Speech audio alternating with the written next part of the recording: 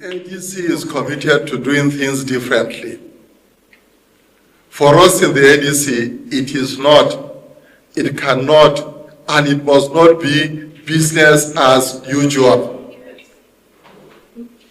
This country is blessed.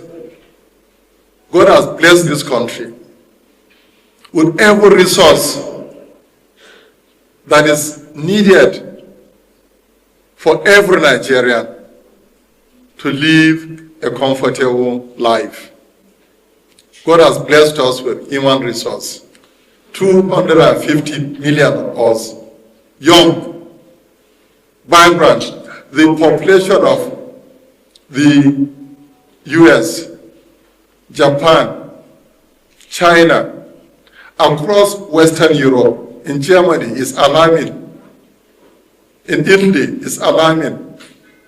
Why? They are aging, and their women are simply refusing to give birth to children. So they are facing problems of depopulation. Our population is young. Wherever you are in the world, just Google the most educated people, and it will give you one word: Nigerians. We are also blessed with every human resource.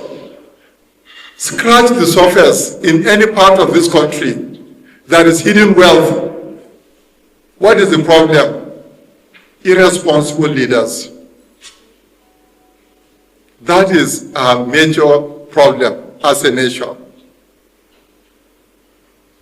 The ADC has very modest program for Nigerians.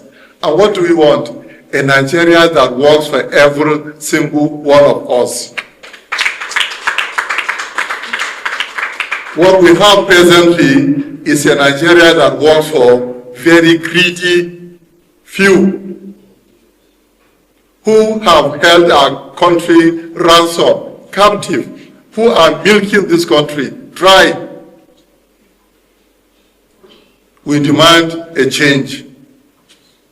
Anybody who wants to be our member, anybody who is aspiring for any leadership in our party, if you want to be a senator, you want to be governor, you want to be a member of the House of Reps, House of Assembly, President of the Federal Republic, you must commit to doing things differently. You must commit to a Nigeria that will work for every single one of us. You must commit to ending the corruption, the banditry that has been the bane of our problems in this country.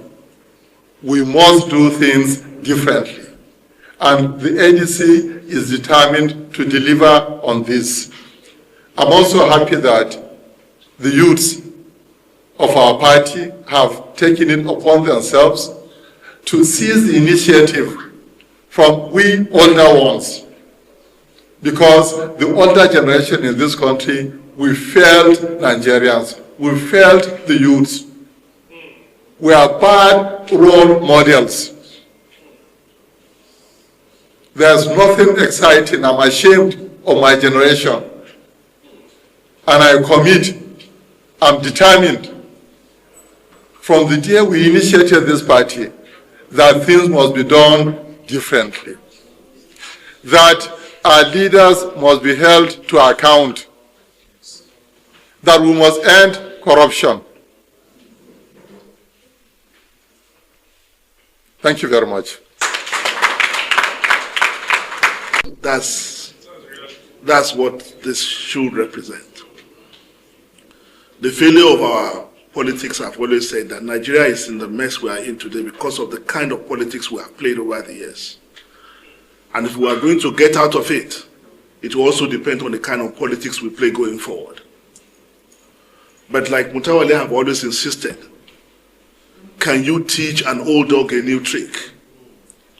People who have done this for 30, for 40, for 50 years, can you suddenly begin to teach them something they've never been taught before, something they never believed in, something they've never had to do? The answer is no. But the greatest tragedy is not the absence of an ethical or philosophical anchor for the kind of politics we have played, but it is our failure to think about what will happen to this country after we are gone. We, the political class in the older generation, part of them somehow, we never really thought of a successor generation. We've allowed politics to be given a bad name, such that when you are a politician, people begin, when you introduce yourself as a politician, it has happened to me before. People who ordinarily would give you respect, the moment you say you are a politician, they begin to look at you suspiciously. I actually want to think that armed robbers think they are more honorable than politicians. No, because if a gang of armed robbers agree to go and burgle a place at 4 p.m., no one will go there at 3:30 in the gang. But politicians can say we have a meeting at 4 o'clock and they've had that meeting at 2 o'clock. But this is why we are where we are. But the African Democratic Congress is saying this is where we draw the line. We must see this as a responsibility to provide a space for younger people. I have no doubt in my mind, with what has happened to the People's Democratic Party, which is tragic in the context, I have no doubt in my mind that the only thing holding the APC together today is power. When you take political power, government power, out of APC, you don't have a political party. This party, the African Democratic Congress, represents the future of politics in Nigeria. It's the only party built on the philosophy of egalitarianism. It's the only party you can belong and nobody will tell you what to do and what not to do. It's the only party where we have conversations, we don't direct people what to do. And in saying all this, I must commend the Chairman Emeritus Ralph Nwosu. You see, God has blessed your vision. God has blessed your vision. What you started was an idea. Look at what it has become. ADC today is the only political party whose brand identity is bigger than any single individual.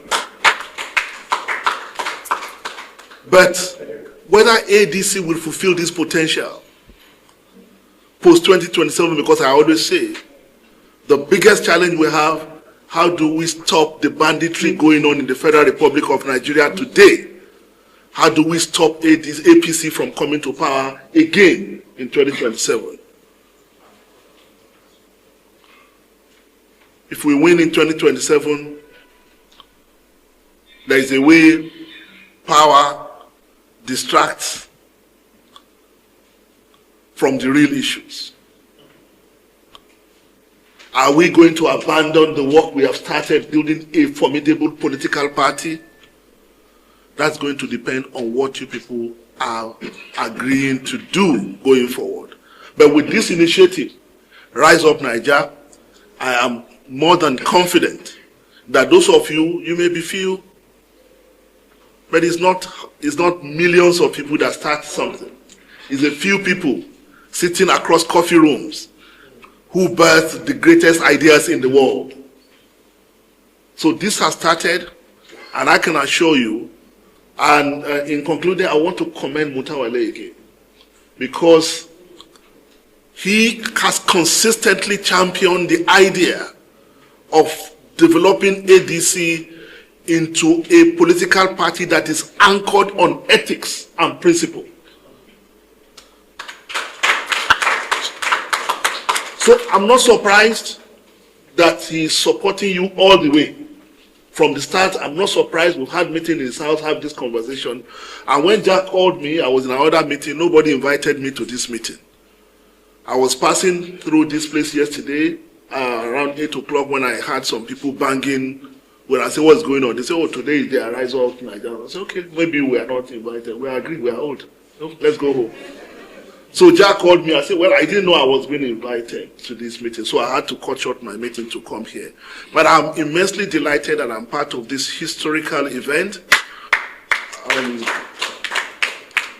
My hope and desire is that this is going to be the beginning of this great... You know, people talk about the North, and they said the spirit of Sardauna Ahmadu Bello. The spirit of Sardauna Ahmadu Bello. But when you hear some people say the spirit of Sardauna Ahmadu Bello, I don't think they realize that Ahmadu Bello was not even half their age when he achieved the immortality that they are referring to. When you look at Zeke, Awo, all these people we like to talk about, they are young. Most of you are already older than them. You're already older than them. So, and that is why there is one message I'm going to leave you here with, is that age is not a credential. Birth certificate is not a credential. It is the work we do going forward that will determine our place in the history of the Federal Republic of Nigeria. That history, the history of Nigeria, is yet to be written. It's more or less a blank slate. It's still waiting to be written. You can write your... I'm worried at the issues of the moment that it is almost difficult to start, but you can start from anywhere. You can pick any topic in Nigeria today. And you can tell yourself why such a movement, the rise of Nigeria movement, is so timely. Why not? At the age of 31, General Yakubu Gowon became the president, the head of state of Nigeria, 31.